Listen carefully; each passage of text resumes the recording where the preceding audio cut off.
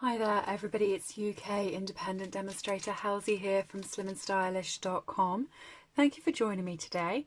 Today I'm playing with 3 stamp sets which you can find in my store. Swirly Frames, To a Wild Rose and Prize Peony, which I love. And the card that I am making is this note card here. Quite simple but I think really classy. So let me show you how to get started. First of all, I'm going to be using the Prized Peony set, and I'm going to be using this stamp here. I popped 2 of them on the card, so I'm just going to stamp 2 of them out onto a scrap piece of Whisper White because I'm going to fussy cut these. Now I'm fussy cutting them because I haven't got the dies, but we do sell dies, and truth be told, I made a mistake. I really should have bought the dies. While I do enjoy fussy cutting, and if you watch my channel regularly, you'll know that I find it really relaxing, the big peony is a little bit awkward when fussy cutting here. And also the dies do some marvellous things that you can't do when fussy cutting. They create a 3D peony, and all of my demonstrator friends seem to have the dies, and I'm watching them make awesome projects and being really jealous. So I know they're going to end up in my shopping basket soon.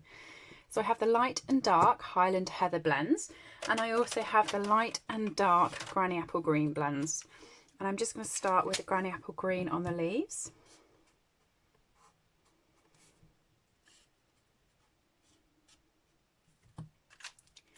And then I'm just going to colour that in with the light.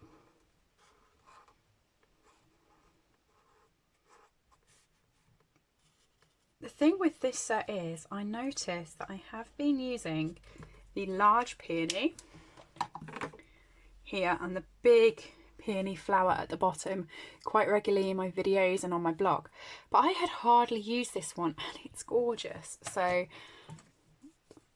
I said to myself, right, you're going to be using that one now. So what I did with this bit, instead of going over, normally I'd highlight a bit of the petal and then come over and blend it. With this one, I'm colouring in the full petal, and I have no strategy. I'm just randomly picking sort of 1 in every 3 petals out.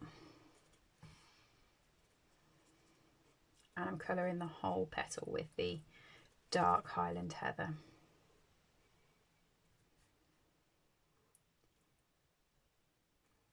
Sort of like that, and the same on this one. And like I said, I'm not going to pick the same leaves or the same petals. I'm just doing this random, because not each flower is going to look identically the same.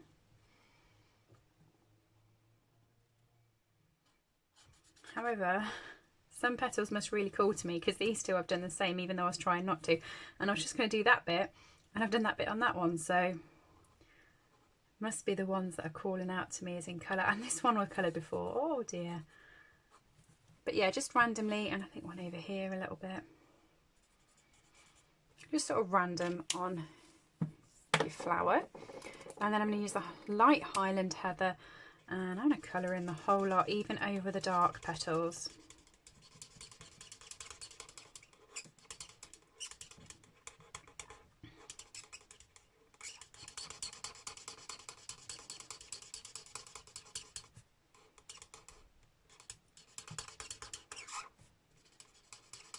My pen's a bit scratchy because, believe it or not, I'm getting to the end of it.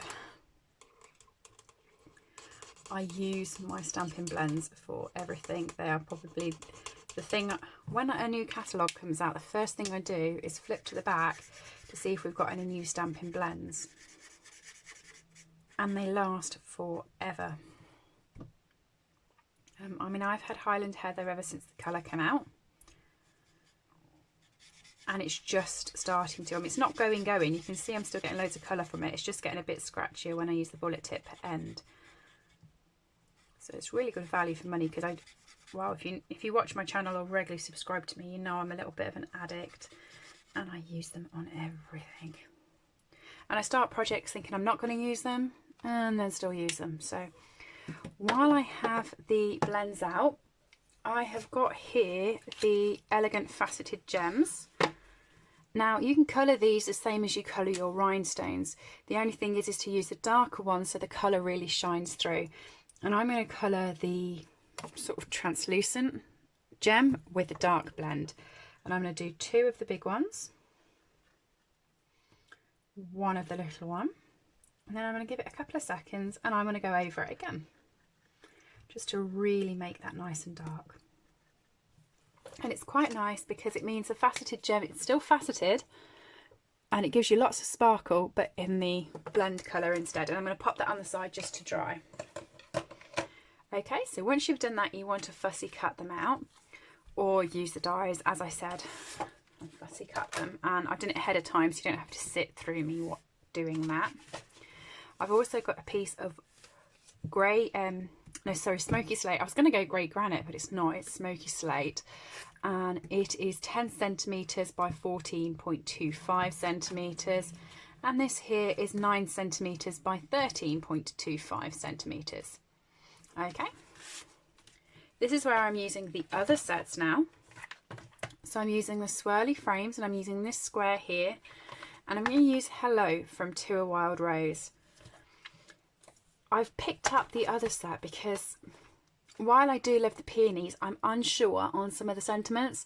I do like Love and Thanks to a Dear Friend, but I feel like I've used that an awful lot of times. And unfortunately, I have used So Sorry for Your Loss a few times this year, unfortunately. But I just wanted a bit of a more broader sort of hello. And I love the Hello on To a Wild Rose sets. That's why I've used that. And like I said, it's this square here from Swirly Frames, which is probably one of the most useful sets on my shelf. It's like my backup set. So got both of those on my blocks. My Memento ink ready to go.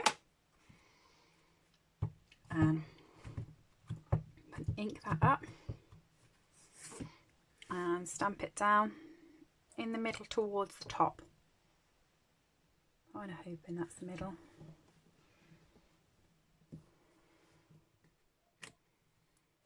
Ooh, yeah, like that.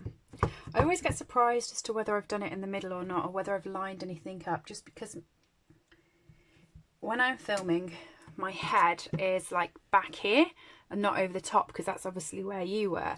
But I was watching YouTube the other day and there was another demonstrator, and she had the camera sort of more pointed angularly this way, so her head could be over the top but not be in the view, and I thought that's quite a clever idea. But I think I need to play with that because I'm not sure how that will work in my setup. So right, what I'm going to do first before I start playing with the pop-up is I'm going to just stick this down onto my backing piece. I sometimes think if you're going to be popping things up with dimensionals, it's best to stick all of the flat bits first, and then you're not going to be squishing whatever's on top. But then other times I forget, so this is probably best practice, and the other way is just me getting excited. Okay. And I have a piece of thick Whisper White cardstock here, which I have cut in half and then I've scored in half. And I'm just going to fold that over and burnish it. Okay, and then just pop that on. I thought I had, when I folded it, I thought I saw a mark. Let's grab another one.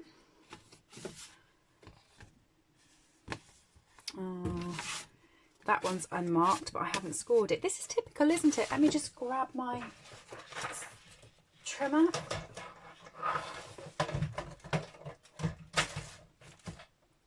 Which was underneath my notepad in case you wondered what the bang was. 10.5 centimetres.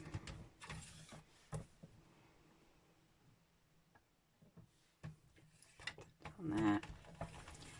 And score. The amount of times that I forgot and I have trimmed instead of scored. I know which colours are which, and I know it in my head, and then I get excited and just go, and I've actually cut it instead of scoring it. Right. So let's get that stuck down.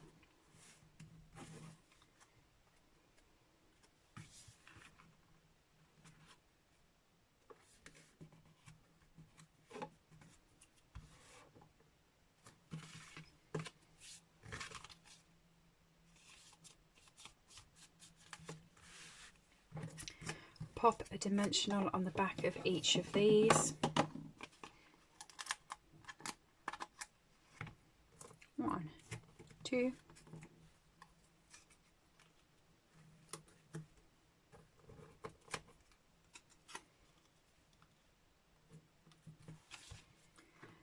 And then I'm just going to grab those faceted gems that we used earlier, and I'm just going to grab the 3 off. I'm going to pop a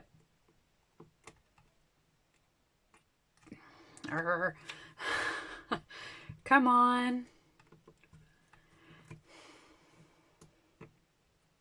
right, I'm going to pop a big one underneath this flower.